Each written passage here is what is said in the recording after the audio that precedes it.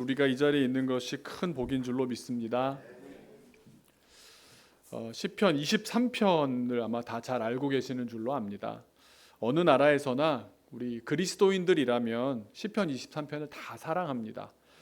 시편 23편을 두고 어느 독일 목사님과 대화 중에 나눈 이야기입니다.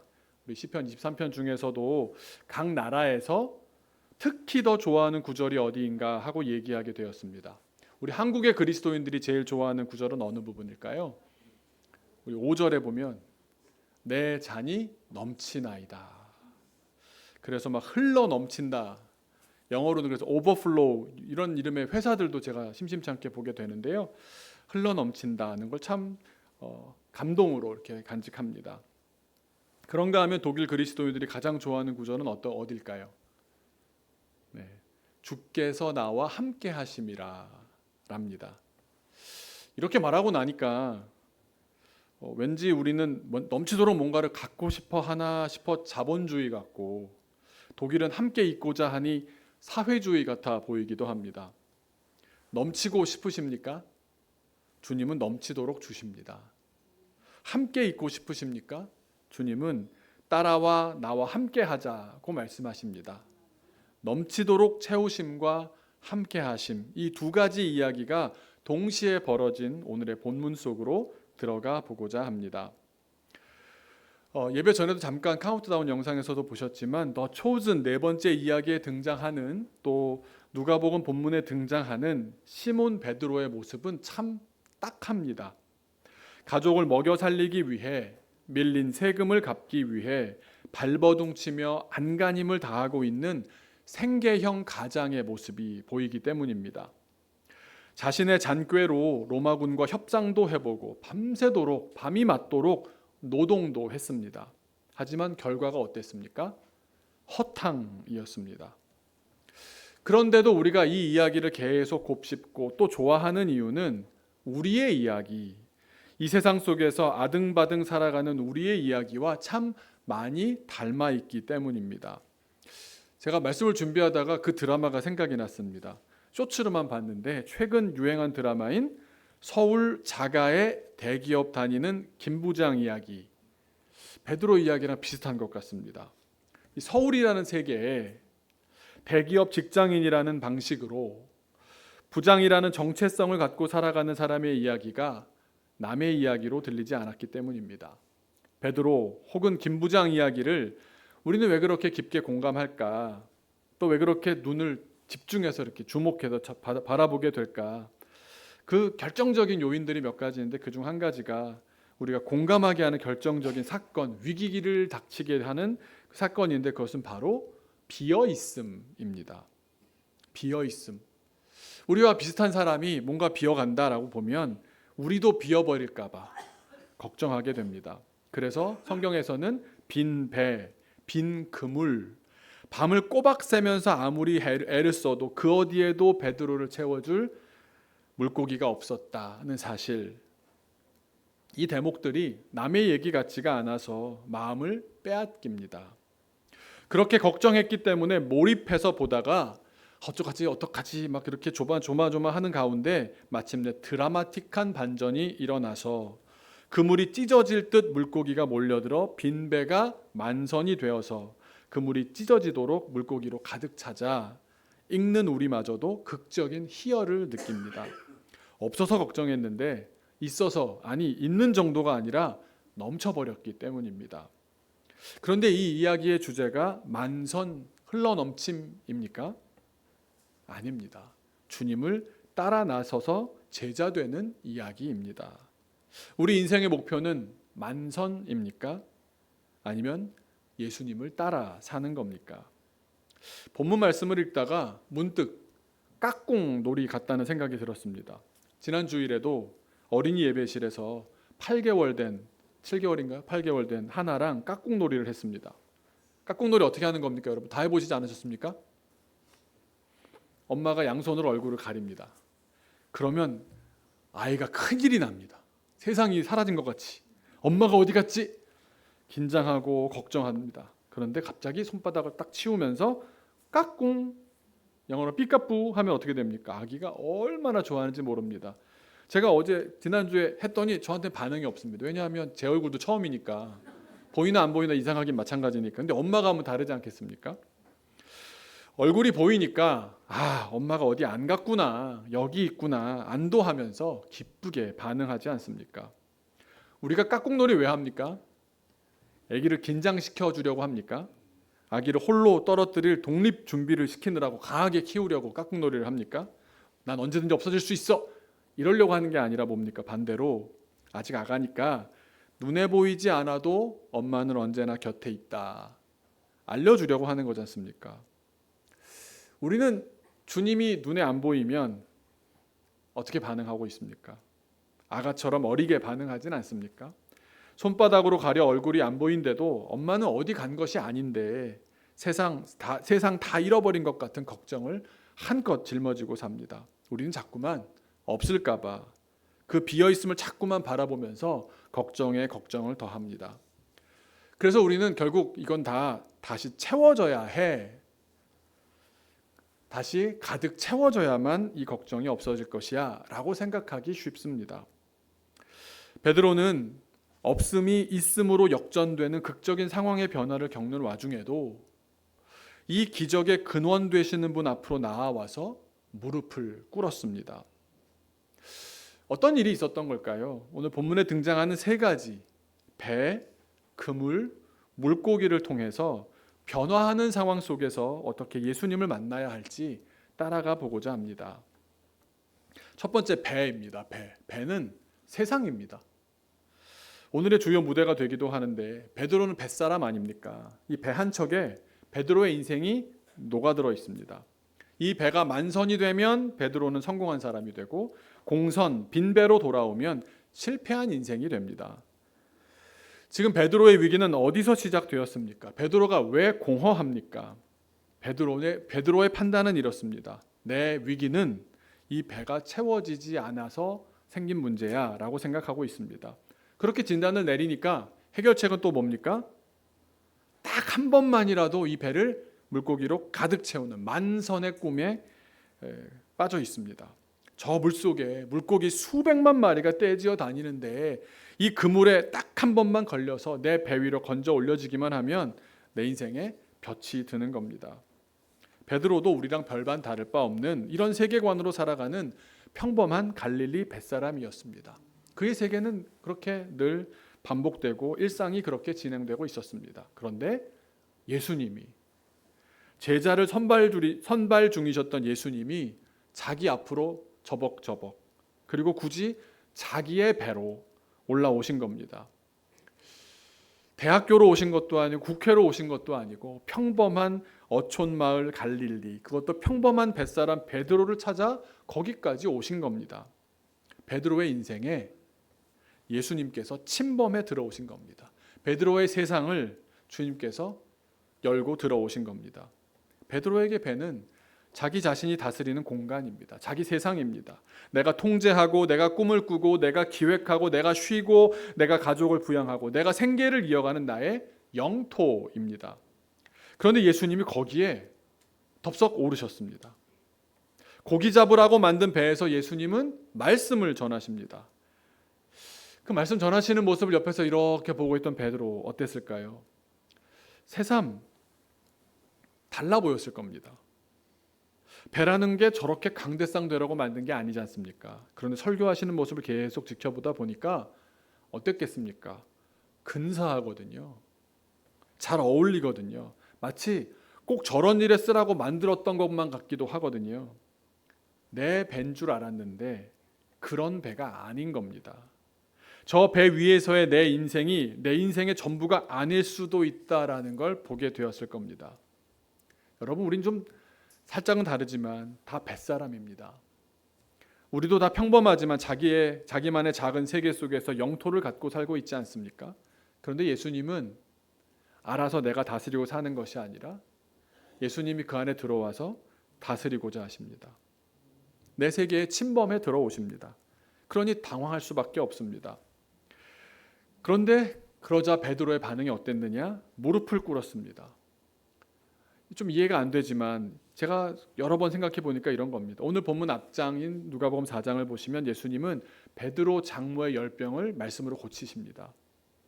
거기다 이번엔 말씀 한 번으로 나의 빈 배를 가득 채우시기까지 합니다. 예수님의 위대하심을 맞닥뜨릴수록 자기는 너무나 초라하기만 하고, 아니, 세상에 대단한 사람들도 얼마든지 있는데 나를 찾아오셨다는 사실부터가 받아들이기가 쉽지 않아서 무릎 꿇지 않았겠습니까? 대단하신 분이신데 왜 굳이 저를? 저 형편없는 사람입니다. 저 죄인입니다. 저 사실 말하지 못할 정말 많은 비밀이 있는 사람입니다. 저 같은 사람 말고도 얼마든지 좋은 사람이 있습니다. 그런데 예수님이 찾으신 분은 어떤 분이었습니까? 변화된 사람, 혹은 아직 변화하지 못했지만 변화하려는 사람을 찾고 계십니다. 변화하도록 만나주시고 도와주셔서 제자의 길로 나아가도록 도와주려고 이 땅까지, 나의 배까지 찾아오신 겁니다. 우리를 하나님의 사람으로 만드는 것은 화려한 지식이 아니라, 대단한 경험이 아니라 예수님과의 만남, 그리고 그 만남이 만들어낸 수많은 이야기들, 간증입니다. 베드로는 뱃사람이었지만 예수님 앞에 무릎을 꿇었습니다. 그것이 중요합니다. 무릎을 꿇었냐 엎어졌냐 이게 중요한 게 아니라 예수님 앞으로 나와왔다는 겁니다. 내가 예수님을 감당하지 못하겠습니다 하고 도망가고 어딘가 보이지 않는 데도 그냥 숨어 있을 수도 있었지만 그게 아니라 다시금 예수님 앞으로 나아오는 겁니다. 그렇게 만나는 겁니다. 왜냐하면 그럴 때에 예수님께서 나의 빈배를 채우시기 때문입니다. 그럴 때 예수님과 나의 이야기가 시작되기 때문입니다. 채우실 것입니다. 그리고 거기 머물 일이 아닙니다.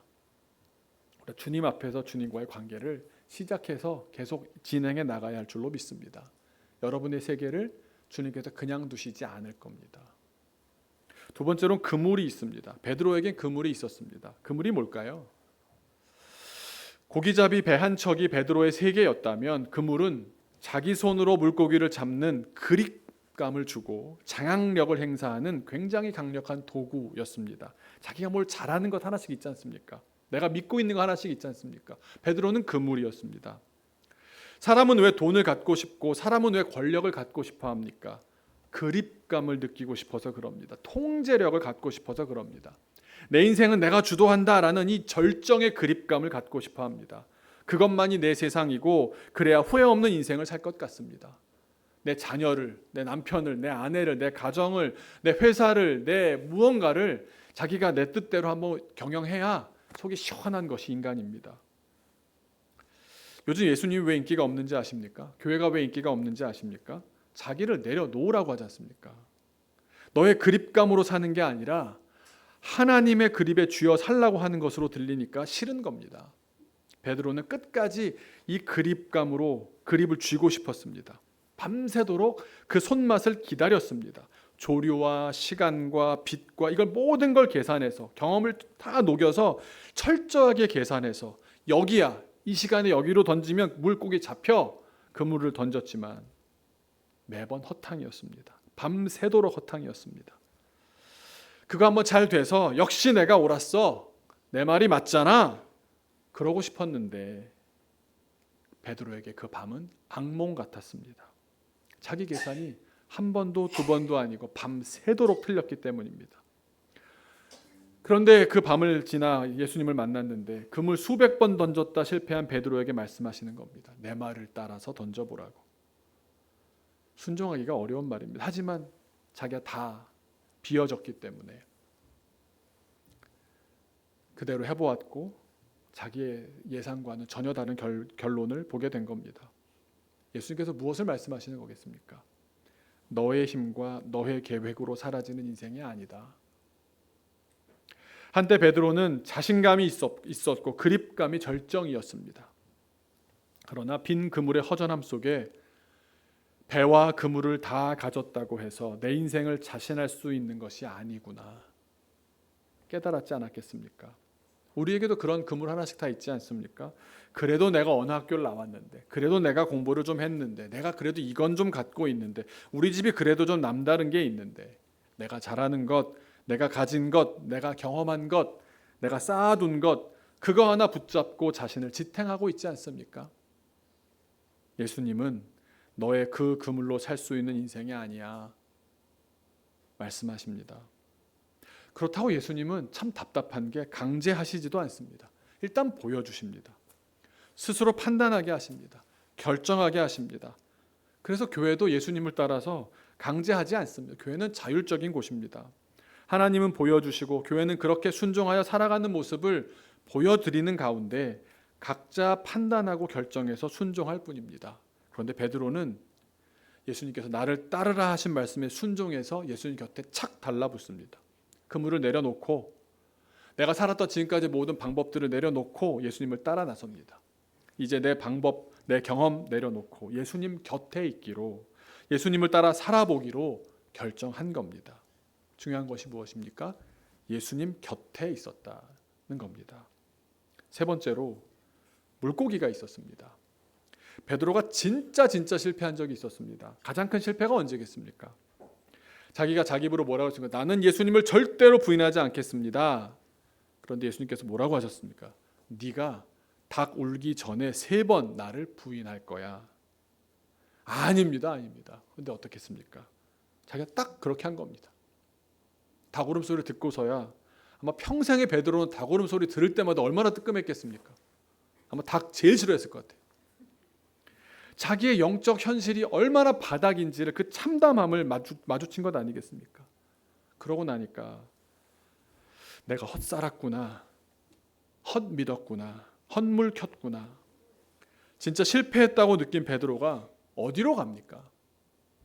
예수님은 원래 본디 돌아가시기 전에 내가 죽을 거야, 부활할 거야, 그러고 너희들 제자들을 어디서 만나? 산에서 만나자라고 약속을 하셨습니다. 산에서 만나자, 알았지? 근데 베드로가 그 자리에 갈 수 있었겠습니까? 예수님을 부인했던 내가 약속의 자리에 갈 수 있겠습니까? 못 갑니다.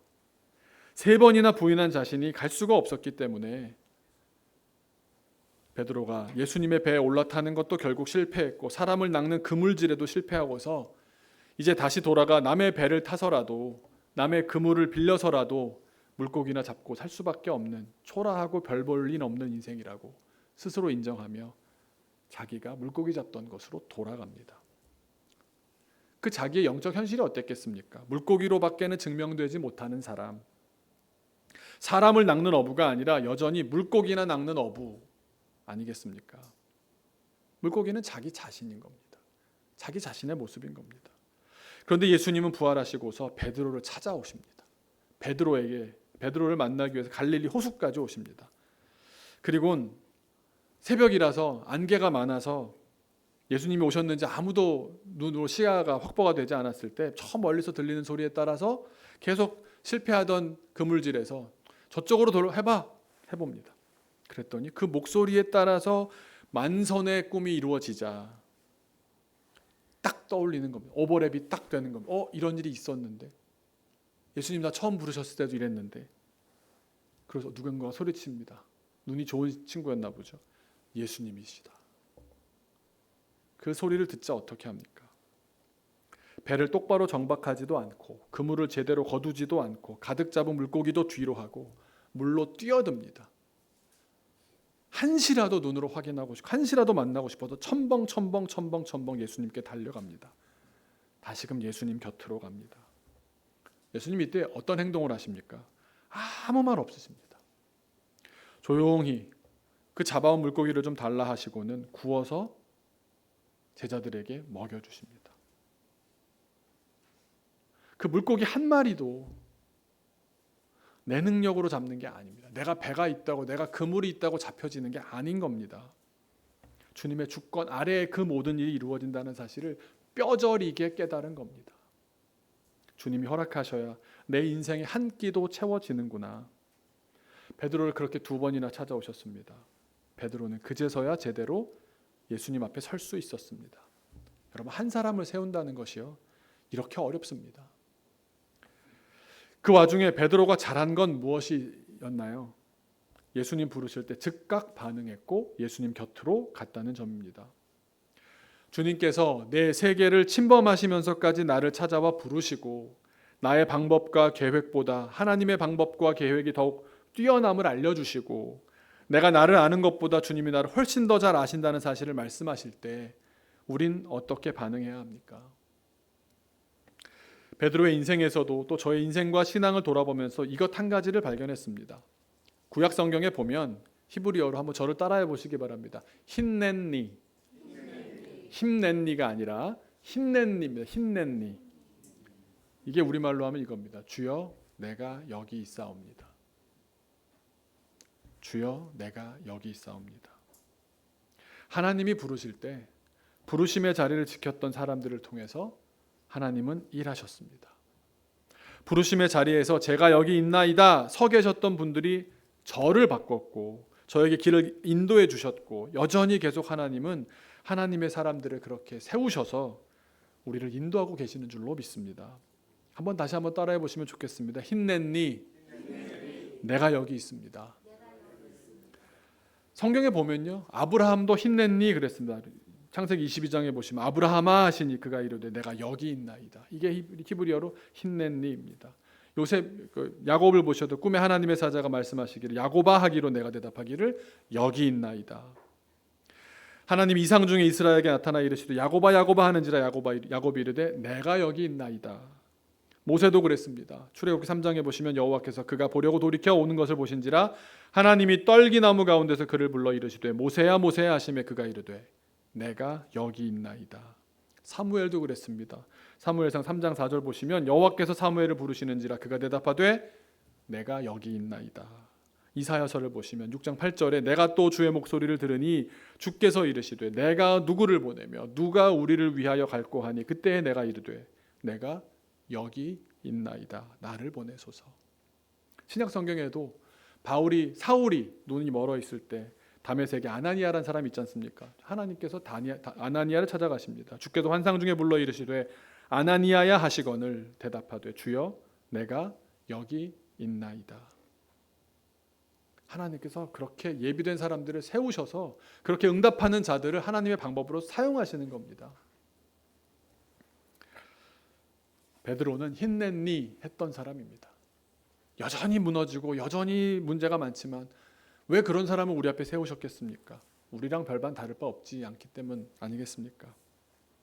지난 주일에 오늘 아침에도 그랬는데요. 소연이가 저를 부릅니다. 목사님!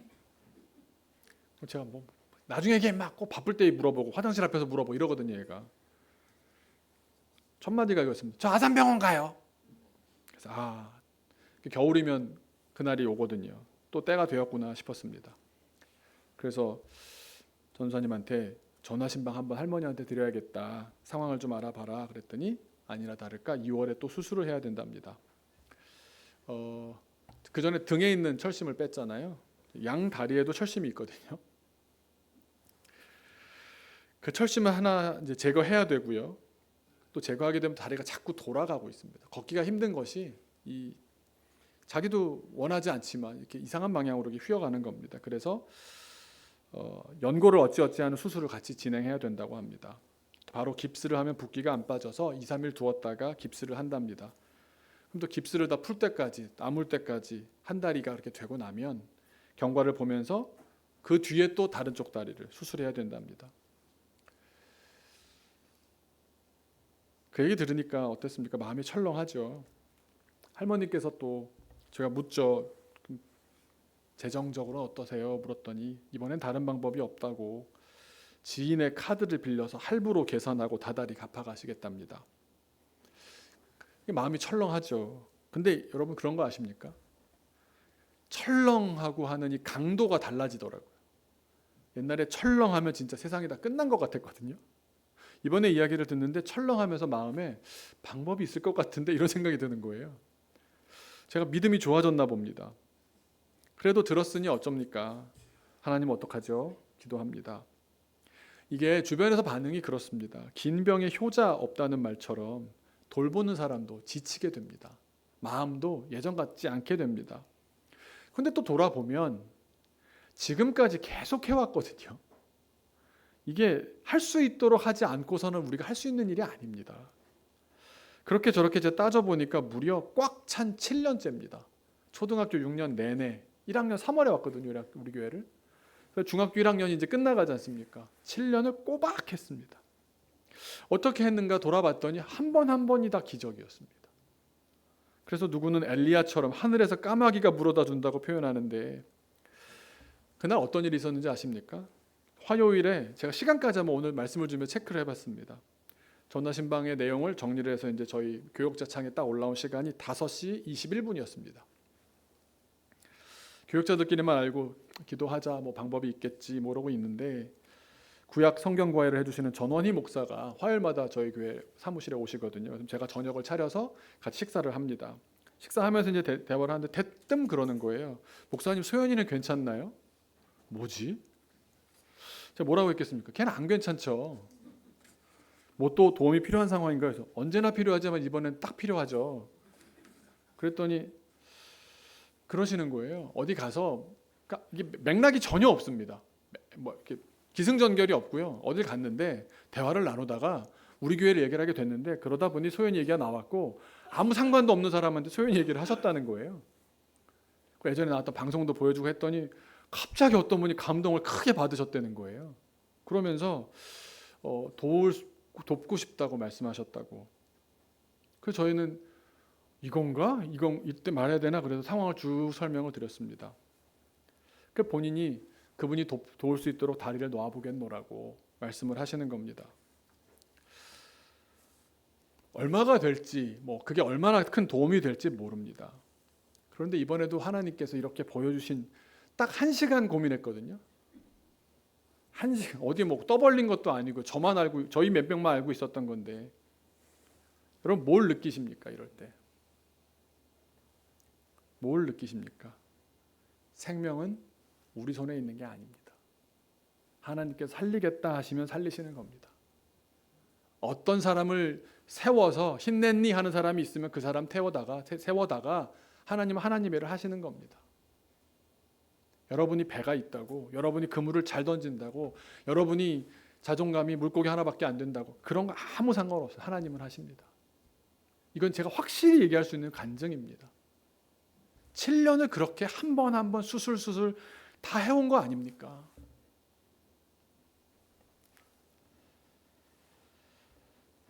소연이가 잘한 게 딱 한 가지 있습니다. 뭡니까? 7년 동안 교회 다녔습니다. 걔 입장에서는 대단한 일입니다. 별내 사는 아이가, 할머니는 그 임대주택 그 아파트 계속 사시는데 교회가 잠실로 이사를 하고 여기로 이사를 하는 와중에도 누가 태워주면 감사합니다 하고 타서 7년 동안 교회 다닌 겁니다. 주님, 저 여기 있어요. 얘가 잘한 건 딱 한 가지입니다. 힘낸니입니다. 사랑하는 성도 여러분, 이 이야기가 어느 불쌍한 어린이의 이야기입니까? 우리 이야기 아닙니까? 우리 인생 누가 쥐고 있습니까? 우리 자녀 누가 쥐고 있습니까? 여러분 마음대로 할 수 있다고 생각하십니까? 그물질 좀 하니까 좀 마음이 놓이십니까? 내 배가 있으니까 방법을 좀 강구하실 만합니까? 하나님이 하셔야 됩니다. 우리가 할 일은 뭡니까? 힘낸 이밖에 없습니다. 주님, 제가 여기 있습니다. 베드로처럼 위대한 사도는 따로 있다 싶으십니까? 그의 시작이 어떤지 오늘 말씀을 통해서 보지 않으셨습니까? 초라하기 그지없는 영적 현실을 처참한 사람이었습니다. 예수님이 2번이나 찾아간 사람이 흔합니까? 어디? 제일 엉망 아니었습니까? 우리들의 이야기로 받으시길 주님의 이름으로 축원합니다. 갈릴리 뱃사람들을 찾아가신 예수님이 우리를 찾아오시듯이 소연이의 세계를 찾아가셨습니다.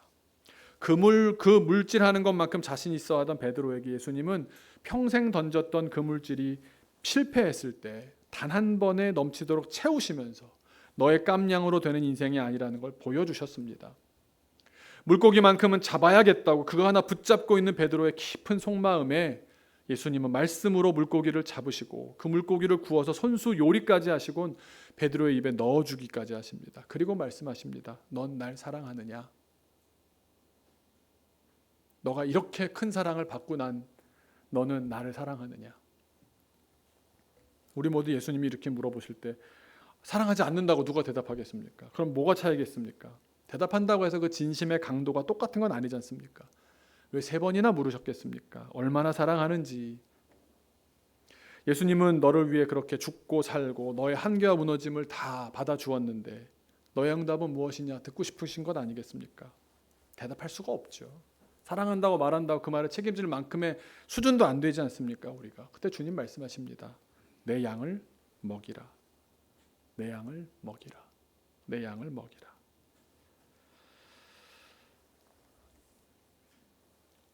주님은 이 만남 이후에 승천하셨습니다. 이제 주님은 보이지 않습니다. 이제 깍꿍놀이는 그만하고 우리가 이젠 성장해야 될 때가 아니겠습니까? 이렇게 수많은 삶의 간증을, 믿음의 간증을 갖고 있으면서도 우리가 주님이 잠깐 두 손으로 얼굴을 가리면 안 보이는데요, 좀 보여주세요 하고 있다면 여전히 하나님은 우리 주변에서 왜 우리한테 소연이를 보내셨겠습니까? 너네 소연이 성장하는 거, 소연이 내가 돌보는 거 보면서도 너 정신 못 차리냐? 내가 없는 것처럼 보이냐? 언제까지 깍꿍놀이 할래? 그러시는 것 아닐까요? 하나님 거기 계신 줄 믿습니다. 언제나 함께 계신 줄 믿습니다. 그리고 주님 앞에 힘냈니? 주님 제가 여기 있습니다. 말씀하옵소서. 우리가 성장하기를 소망합니다. 우리가 어릴 땐 엄마 얼굴을 꼭 봐야 엄마가 있는 것 같지만 나중에는 집안의 온기로도 엄마가 다녀간 흔적만으로도 엄마가 있다는 걸 알지 않습니까? 주님은 우리의 삶에 수많은 간증을 주셨습니다.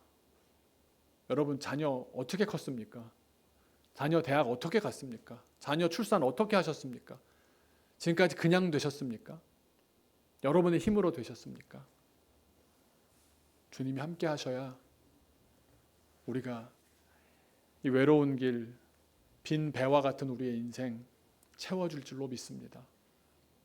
우리 잠깐 기도하겠습니다. 이 시간 기도할 때는 힘냈니? 주님 제가 여기 있습니다. 이제까지 주님 저에게 너무 많은 은혜를 주셨고 인도해 주셨습니다. 그 삶에 가득한 주님의 이야기들을 잊지 않게 하여 주옵소서. 그리고 주님 앞에 내가 여기 있습니다. 주여 내가 여기 있습니다. 우리 자녀를 위해 나를 사용해 주옵시고 주님의 뜻을 위해서 나를 사용해 주옵시고 그런 주님의 뜻이 나를 통해서 이루어지게 하여 주옵소서. 같이 기도하겠습니다.